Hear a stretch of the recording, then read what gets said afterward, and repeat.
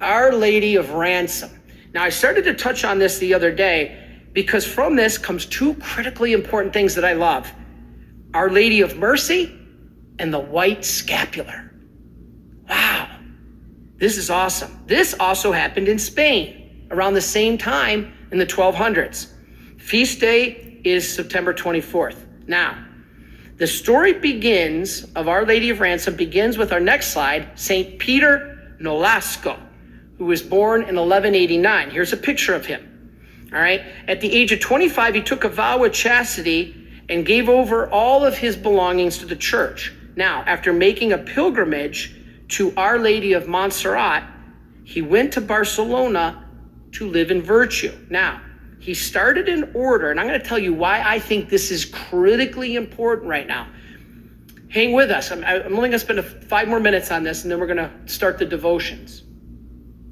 But he started an order for the redemption of captives seized by the Islam Moors on the seas and in Spain by the pirates. Now, they were being treated cruelly. They were being tormented in prisons to make them deny their Christian faith. So this St. Peter Nolasco spoke of it to the King of Aragon, James I, who had already asked for his prayers when he sent out his armies to fight the Moors, the Islamic Moors. And he attributed the victories to those prayers. Now, listen to this. Christians of Europe were praying intensely to obtain from God a help against these enslavements that the Islamic were taking these Christian slaves. So on August the 1st, 1218, Mary appeared to St. Peter Nolasco, also to his confessor, to Raymond of Penafort, and to the king we just mentioned, St. James of Aragon, James I. Now, through them, she would establish a work of perfect charity, the redemption of captives. Now, listen to this. Mary said she desired an established religious order called the Mercedarians.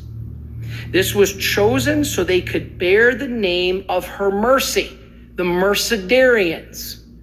Now, members would deliver Christian captives, pay ransom for them, and even offer themselves, if necessary, to free these slaves.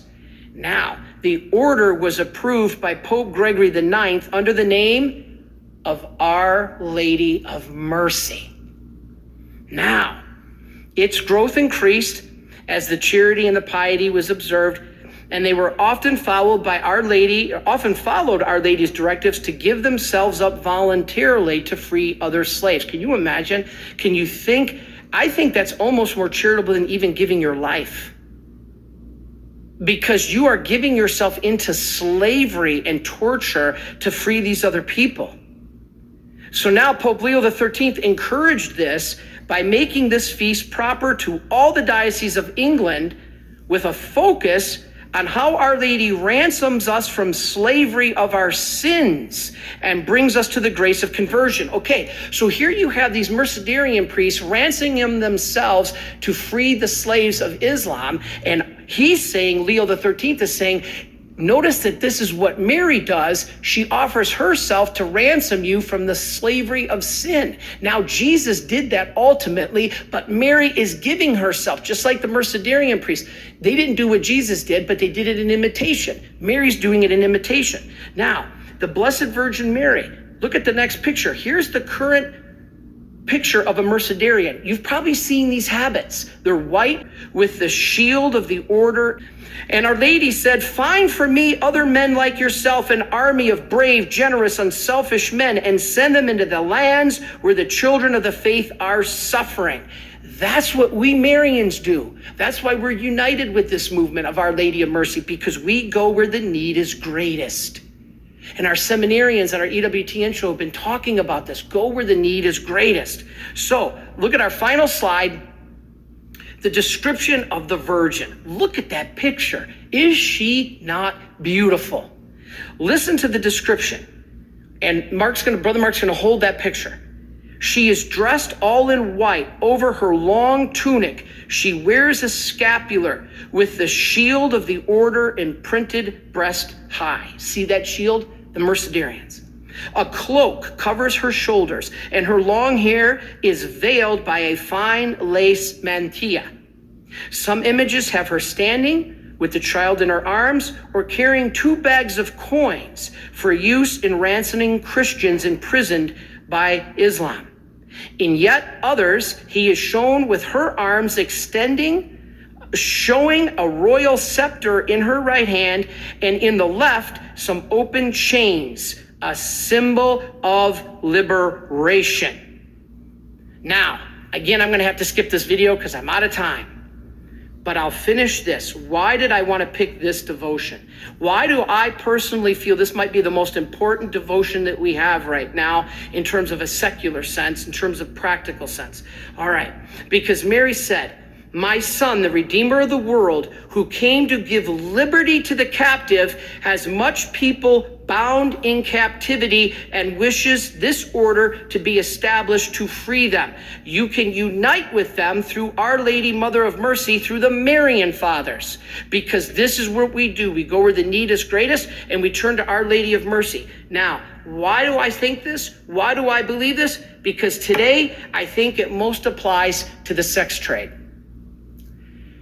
I personally, next to abortion, think that the enslavement of young women in the sex trade is the most diabolical, most evil thing man can possibly do. I have absolutely no concept in my mind of who can get pleasure from a little 10-year-old girl screaming and crying to not hurt her.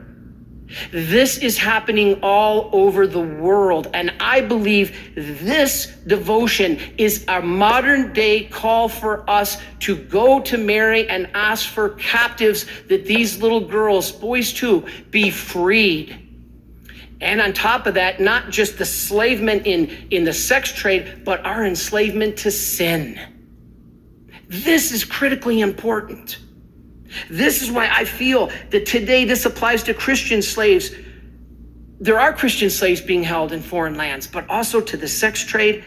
And this is the mercy to free them. Please look at these devotions. Mary isn't wasting her time. Heaven isn't wasting their time. Heaven is giving us these devotions for a purpose. God bless you.